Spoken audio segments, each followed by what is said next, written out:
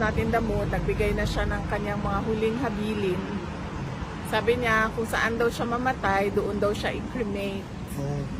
Okay, so sabi niya, Nakalungkot naman yan. Oo. sabi niya, kung mamatay daw siya dito sa Netherlands, wag na daw iuwi yung kanyang katawan sa Pilipinas. Ipa-cremate lang daw siya dito, yung ashes na lang daw yung iuwi. Yun yung kanyang, ano. And then, sabi ko, i-discuss na lang natin sa susunod kasi hindi ako pro-cremation. Hindi ako pro-cremation. Tapos siya, pro-cremation siya. And How did you feel po nung nagganyan si Tatay Digong? Kami, nalulungkot ngayon. Yeah. Daming gusto na umiyak. well, natural din naman na siguro yun sa 80 years old, no? Na mag-isip ng ganon. Mabuti na rin yun na alam natin lahat kung ano yung kanyang last wishes para magagawa yun kapag nangyari na. Are you prepared for that, Vice President? Ang objection ko lang is hindi nga ako pro-cremation. So, ang takot ko lang din is baka multuhin niya ako pag hindi sinunod yung kanyang habilin na magpa-cremate. Kung ano man yung problem doon sa area of responsibility nila. And then we also have the Libre Sakay program. Ito yung mga buses na pinahiram sa Office of the Vice President. So, ang ginawa namin ay nilagay namin sila sa mga ruta na kailangan ng augmentation, transportation during high traffic hours. And then ang next namin is yung Pansarap program namin. This is the feeding program namin wherein we target school children, malnourished school children for 120 days. We do our feeding program. In fact, meron kaming funny story dito sa Pansarap namin na project, no? Dahil after 120 days, nagkaroon kami ng beneficiary na naging obese ang kanyang weight. So nagka-problema na naman kami kasi sabi nung aming project manager, hindi pwedeng obese ang isang bata. So kailangan doon sila pumasok sa weight para sa edad nila. So, yun po yung mga projects ongoing for the Office of the Vice President. And dagdag doon sa mga ginagawa ng opisina namin, doon sa loob na Office of the Vice President and mga satellite offices namin, no? We have in Pangasinan, in Isabela, in National Capital Region, and then we have Western, Central, and Eastern Visayas. We have BARM, we have Western Mindanao, Southern Mindanao, and Caraga. And Bicol. So, yan yung mga ginagawa nila. And then para sa akin, dinadagdag namin yung mga invitations ng various associations. And then yung invitations ng Filipino communities abroad, mainly to discuss what happened to President Duterte at anong nangyari doon sa kanyang extraordinary rendition and yung injustice ng ICC, injustice na ginagawa ng ICC, holding an 80-year-old man in detention knowing he has health problems. And then, yung discuss din namin during our Filipino community events, ano ba yung gusto makita ng mga kababayan natin, lahat ng mga OFWs na nakatira or nakatrabaho abroad dahil napakaraming best practices around the globe. And then finally, we discuss what is happening right now in our country. So yan yung mga ginagawa namin. Ma'am, kailan ang next visit niyo? Kita kay Digong. Wala pa ako schedule kasi medyo mahaba yung schedule ni Veronica dahil school break na niya eh. So mahaba yung kanyang time. Okay. But you will be here. Wala lang schedule at least. Wala ako dito. Pag wala akong schedule sa bisita, wala din ako dito. Nandito lang ako pag may schedule ako sa bisita. Okay. Sa loob. Ma'am, I have a question. One question, ma'am. Four na. Four times a week. Ma'am, I have a question. As an excellent, hardworking vice president with 3 consecutive unmodified opinion from COA, what is your message to your detractors who tries to pull you down to the mud when in fact you're shining like a star? Oh, sinabi ko na yan. Kuya, wag ko na. Of course. Yes, of Naging siya beauty queen. famous, beauty Content. queen. Correct. Beauty queen answer, no? Grabe. No, ano lang. As I said, di ba, before, when they started, sabi ko, you just try and drag me to hell. Then, we'll see. VP, mabuhay ka. Mahal ka ng mga Pilipino. Thank you. Okay. One more question po. Oo. VP kasi 'di ba since March po nung dinala po dito si former president and then until now meron pong relatives from the Duterte family. Meron na po ba kayong estimate kung magkano na po yung nagastos ng yung family dun sa pagbisita niyo po dito for the past 3 months po? Ako hindi. Hindi kami nagkakwenta ng gastos namin sa pagbigay ng suporta kay dating Pangulong Rodrigo Duterte. As I'm sure hindi nagkakwenta itong Hindi. Correct. Hindi Exactly. Hindi Relax. nga kami nagkwenta 2 beses kami Relax. mag-print. That is personal question, ma. Relax lang, relax lang. Okay na. Okay na. How is it that, of course, as the proceedings drag, Very personal. legal funds na i-incur with paying the defense team. So, you mentioned before na hati-hati then among the family members. Is the accessing the legal defense fund at the ICC is on the table or still not So, considering it? wala ako. I don't remember anything. I don't remember saying noon na hati-hati kami sa legal funds. Ang legal funds po ay pinag-uusapan ng client at ng lawyer. So, medyo confidential po yun. Hindi ko sinasabi ng lawyer kung ano yung napag-usapan nila ng client. And yan, no? So, sa kanila yon. But sa travel namin, kanya-kanya po yung gastos. Hindi po kami kumukuha sa isang common fund or kanya-kanya po hanap ng resources para makabisita kay dating Pangulo. Thank you, VP. Thank you kasi Thank you na, oo. minor na anak niya nag-aantay. Can I ask the first timers? Ma'am, do you have a few minutes for Yes. pictures? Thank you, Can you prioritize the first timers? Doon daw, sir. Doon daw mag-start. Prioritize the first timers. Dito daw mag-start, tapos pasok. Picture. Wait. Dito ka dito. Dito sa Picas ko. Wala problema. Innovation is para sa That we discussed so many things because I was with my son. So we discussed about sports, we discussed about education, we discussed about scholarships and who should benefit from scholarships. And then we discussed about girlfriends. Since he will, grow up. Magandang araw po sa inyo lahat. because you know what, in effect, what she did, we put her on the spot to make a statement about something she doesn't know anything about. Imo na right. Yeah.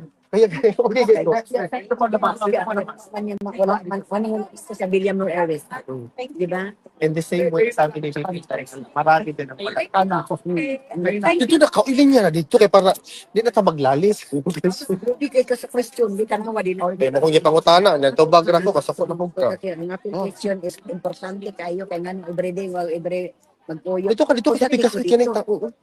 Dito, mulibot daw. Thank you.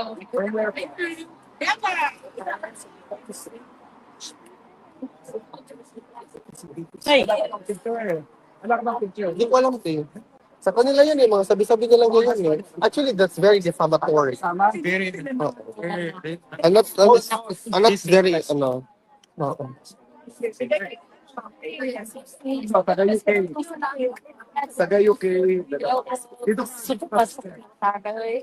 Salamat.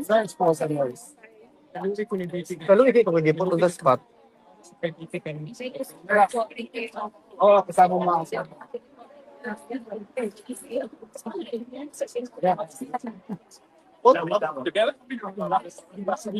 Later na tagal.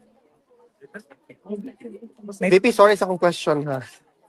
At mag-beauty queen Paano?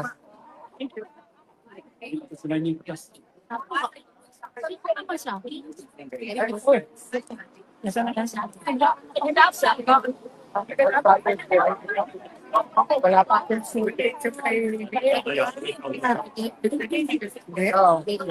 May pilahan ba? O, doon, B. Doon, kuya, doon, kuya. Meron doon? One more couple. I can answer.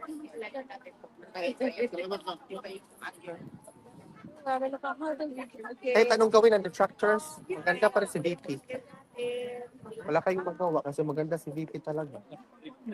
Hindi ka ever ipapaw.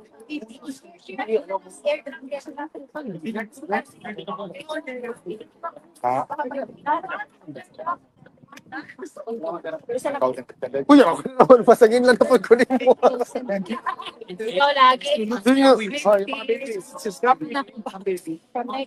Ay, na-stress ko kung attorney. Ako na naman yun. Hindi na kayo. Tayong happy. So ma'am, was PRRD in a better mood today than yesterday? Yes, yes. Today was a very good day and a very productive visit. So I'm happy that we discussed so many things because I was with my son. So we discussed about sports, we discussed about education, we discussed about scholarships and who should benefit from scholarships. And then we discussed about girlfriends. Since he will, grow up. And then PRD gave him, tips and gave him advice about relationships.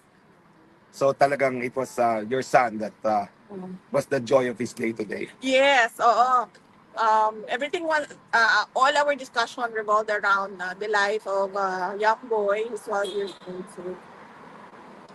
And then he was visibly pleased when he saw his grandchild because he's tall already. The last time we saw him was he's not that tall. He's 5'5" now at 12 years old. Wow.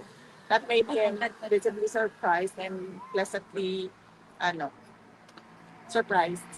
Sa politika po, kung kayo usapan. Politics, wala.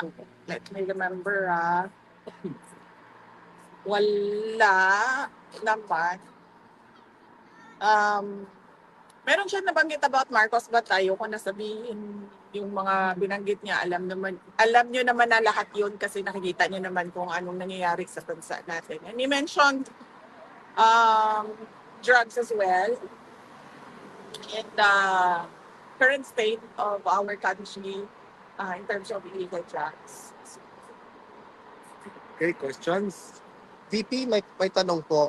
Congratulations for the Office of the Vice President for receiving an unmodified statement from the opinion from COA, I'm sorry, for 3 straight years under your leadership. What's your opinion with respect to this? Well, it shows the transparency and accountability and the compliance of the Office of the Vice President with all the regulations required by. So we are thankful for the hard work. I am thankful for the hard work of Office of the Vice President personally. VP, how was your trip in South Korea? Can you tell us about your trip? I did not go to South Korea. Are you Australia? You're out last week. Australia. Malaysia. But you answered a lot of questions about Australia already. Oo. Already in the past. But are you planning to visit other countries? Yes, ma'am. There is a Filipino community event already confirmed on July 27 in South Korea. Oh yeah, that's the one. So Oo. ano pong gagawin doon? Just a community event? Or- It's a Filipino community program. They organized it, and we were invited as the speakers. Yes. Does it We- include, sorry, go ahead. Yes, we confirmed on the schedule because I wanted to thank the Filipino community as well in South Korea. Personally, thank them. I've always been thanking and I've always expressed my gratitude to the Filipino communities worldwide. But when we receive invitations, we really try to accommodate it so that we can personally thank everyone. Does it mean po ba na doon po kayo sa South Korea during the SONA of the President? Okay, during the SONA, I'll be traveling back to the Philippines. It's the travel day from After, Vice President, ano po yung reaction ninyo? What does it mean when you told your spokesperson of the Office of the Vice President, Attorney Ruth Castelo. Ruth Castelo, yeah, that she will not be the attack dog of the Office of the Vice President? What's the motivation behind this? Oo, because her job is for the institution, is for the office of the vice president. No, it's not political. It's not for me. So that is why she will only bring good news, accomplishments, and announcements of the office of the vice president. Not the other woman. So Nag-a-atake sa inyo. no. We do not want Declare. to besmirch the reputation of our office. VP, speaking po kay spokesperson Castelo, so nabanggit po niya na meron daw pong additional 170 million dun sa budget ng OVP for next year. So ngayon po ang current budget na na-approve ng DBM ay 903 million. Yes. And sabi po ni spokesperson Castelo, for additional employees daw po and other IT equipment, yung sa cost na yun. So saan po gagamitin exactly yung IT equipment? Tsaka ano po yung purpose ng additional employees? It is best since the office of the vice president already has a spokesperson, no, and she has been allowed to discuss matters regarding everything about the office. So let's just direct the questions to her when she does her press con. She will conduct a regular press con. VP, I know this question has been asked many times. Yung impeachment na nakahang pa rin sa'yo, how are you going to address the allegations of, for example, fictitious names as beneficiaries of the fund? It can be very well addressed during trial. So our lawyers are preparing for the trial and collecting pieces of evidence and gathering affidavits from witnesses that they will present during trial. But let me just say this, no, na I think it is wrong for everyone to pick up as truth or as a fact all the pronouncements of the members of the House of Representatives, particularly with the fictitious names, because there are rules in intelligence operations, and you already heard some of intelligence people who work in intelligence say that aliases are often used in intelligence operations. So, yeah. So it can be deduced that the fictitious names are not real names but aliases. That can be discussed during the trial, ma'am. I do not want to elaborate on intelligence operations. We have an intelligence expert on our side, two actually, who will be our resource persons. So let us wait for the trial. And as I said yesterday, if there is no trial, then I will answer it publicly, which is I just want to wait what will happen to the articles of impeachment. Ma'am, regarding naman po sa case ng inyong aba, so yung defense team po, si Attorney Kaufman, he seeks to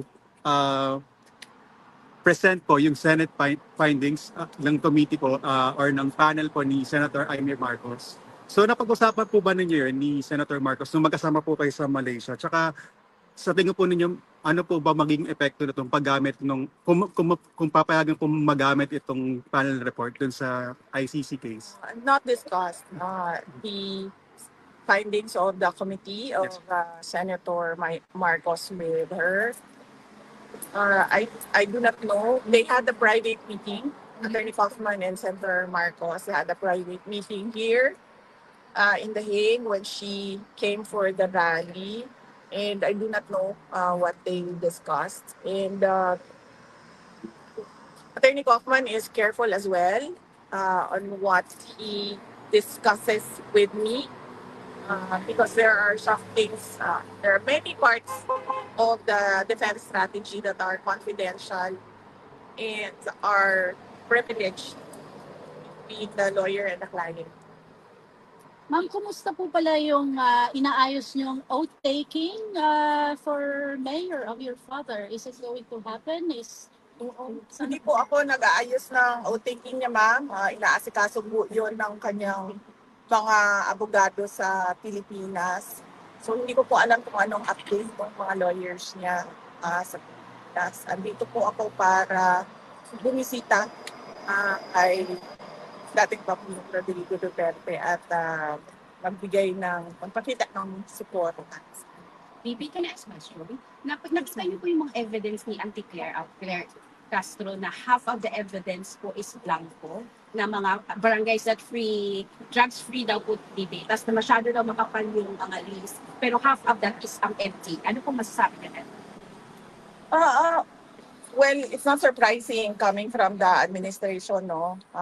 They fabricate many things and many accusations. So I would not be surprised if they fabricate data with regard to the drug situation. So, Example, ng fake news.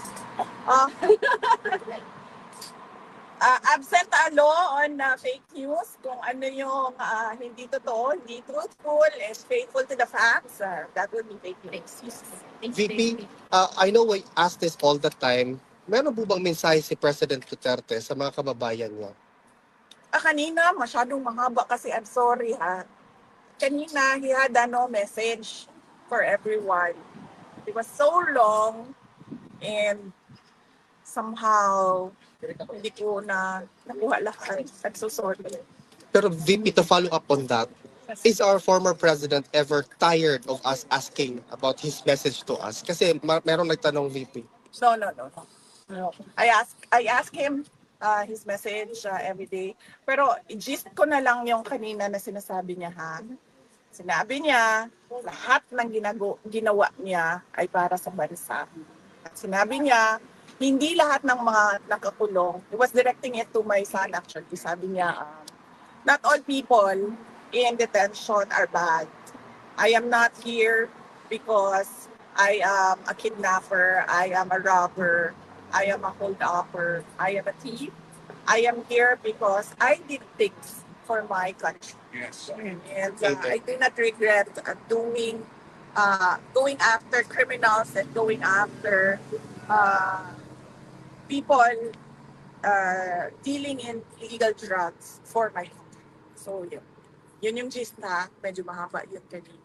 Pwede ako magtanong tungkol kasi kaibigan mo si Amy Marcos. Kasi palagi ako papunta dito, walang nagtatanong tungkol sa dalawa ninyo. Yung nagpunta ka sa Villamor Airways, natanong mo ba ni Amy Marcos na saan siya? Kasi hindi ka pinapasok eh. Tapos yung si Alpotera nakapasok. Yun lang ang tanong ko. Kasi kaibigan mo siya. Di ba kung Hindi ko kaibigan mo siya, nandoon siya sa'yo? Wait ma'am, sandali ha. Kasi may, Hindi ko na kasi maalala ma'am. Tingnan ko lang yung chat namin ma'am. Oo, kasi- Nag-usap kami nung araw. Kasi- ma'am. marami March nagtatanong sa 11 akin. yun, no? Okay, importante naman yun. Sasagutin niya. Sasagutin. Hanapin ko lang ma'am kung meron kaming chat that day, March 11. Pero sa maalala ko lang ma'am, wait lang. Tingnan na lang natin para hindi.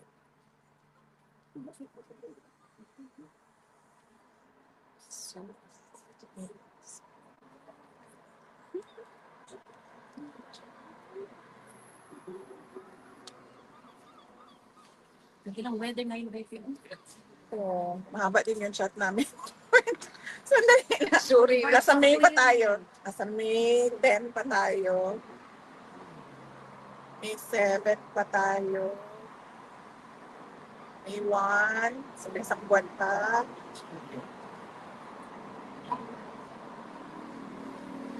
April 12.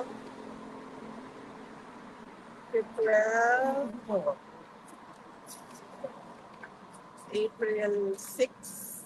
Kaya ba? Ah,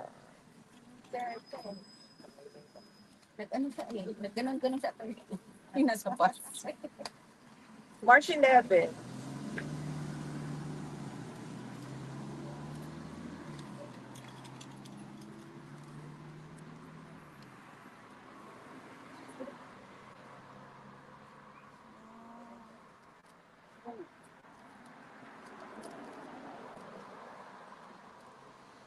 Hindi pwede i-share dito.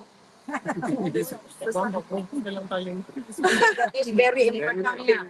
That is very important because si BP is very trusted with Amy Marcos. Baka yan ang manggulo sa 2028. Yes, that's Wait lang, wait lang. yeah, I know. Marcos is traitor. Calm down. Yeah, I know. Wala kami during Tanawa. the ano, ma'am. That is very important, BP. Wala, ma'am. Wala kami. Pondo. Oh, hindi mo siya natanong. Actually, natanong, ma'am, Oh, nasaan kung siya? pwede, Kaibigan ka. nasaan siya. Hindi ko siya natanong. Bakit hindi siya doon sa Villamor Airways kung tapat siya sa iyo, tapat siya sa mga Duterte? Kasi nakipag-ariglo siya sa iyo, naging kaibigan mo na ngayon. Ma'am, Tapos wala siya sa Villamor Airways. Sagutin mo hindi siya. naman ako, hindi ako spokesperson ni Senator Amy Marcos. Pero, in fairness to her, ang dami nang wala doon sa Villamor Air Base, ma'am. Ang dami talaga na nagsasabi na para kay President Duterte sila at sumusuporta sila kay President Duterte, pero wala sila doon Sabi na. sa Villamor Air Base at all. Pero ang girlfriend, Okay. Next question. Next question. Tama na. Next question. Ano lang, kasi, question lang, napakinggan ko yung interview ni Manong Chavit sa Bilyonaryo na pag kumandidato ka po daw po kayo sa 2020, full support po daw po siya sa'yo. Dahil nagka-amnesia na daw po Alzheimer na si BBM. Ano po masasabi niyo kay Manong Chavit? Well, nagpapasalamat ako kay former Governor Chavit Singson. In fact, tumatawag siya sa akin twice bago yan lumabas ang interview. Tumawag siya sa akin. Twice ko din na hindi nakatanggap yung call niya, na miss call lang siya. Tapos nung nag-message naman ako sa kanya na tatawag ako, hindi na siya nakasagot. Baka busy din kasi. So, nagpapasalamat ako sa kanyang suporta. At isa siya sa mga tao na kilala ko na maayos kausap at may prinsipyo na tao. Ma'am, another question. That's 3 years from now, the presidential election. But right now, what does the VP want to do as the vice president and once and for all address the criticisms that you've been not doing your job but just going around the world? So, ano po yung plano natin? Yes, ma'am. Very recently, we did our pasidungog, no? Doon sa pasidungog ay binigay na namin yung report namin sa taong bayan kung ano yung isang taon na nangyari sa Office of the Vice President. At binigyan din namin ng recognition yung mga partners namin for the past year sa Office of the Vice President. Since tinanggal na ng House of Representatives or ng Congress yung medical and burial assistance ng Office of the Vice President, ang naiwan na lang sa mga projects namin ay pagbabago yung Million Learners and Trees campaign. This is a campaign for education, targeting 1 million school children by 2028 and targeting 1 million trees by 2028. And then ang next namin is ang magnegosyo taday namin. This is targeting women's association and LGBT groups or individuals who want to access financing for their micro or small enterprises. And then next is we still have our disaster operations center. Yun sila, araw-araw yun nagbibigay ng tulong namin kapag merong sunog, may baha, merong evacuees dahil sa pagsabog ng bulkan or dahil sa bagyo, kung ano man yung problem doon sa area of responsibility nila. And then we also have the Libreng Sakay program. Ito yung mga buses na pinahiram sa Office of the Vice President. So ang ginawa namin ay nilagay namin sila sa mga ruta na kailangan ng augmentation, transportation during high traffic hours. And then ang next namin is yung Pansarap program namin. This is the feeding program namin wherein we target school children, malnourished school children for 120 days. We do our feeding program. In fact, meron kaming quite a funny story dito sa Pansarap namin na project, no? Dahil after 120 days, nagkaroon kami ng beneficiary na naging obese ang kanyang weight. So nagka-problema na naman kami kasi sabi nung aming project manager, hindi pwedeng obese ang isang bata. So kailangan doon sila pumasok sa weight para sa edad nila. So yun po yung mga projects ongoing for the Office of the Vice President. And dagdag doon sa mga ginagawa ng opisina namin doon sa loob ng Office of the Vice President and mga satellite offices namin, no? We have in Pangasinan, in Isabela, in National Capital Region, and then we have Western, Central, and Eastern Visayas. We have BARM, we have Western Mindanao, Southern Mindanao, and Caraga. And Bicol.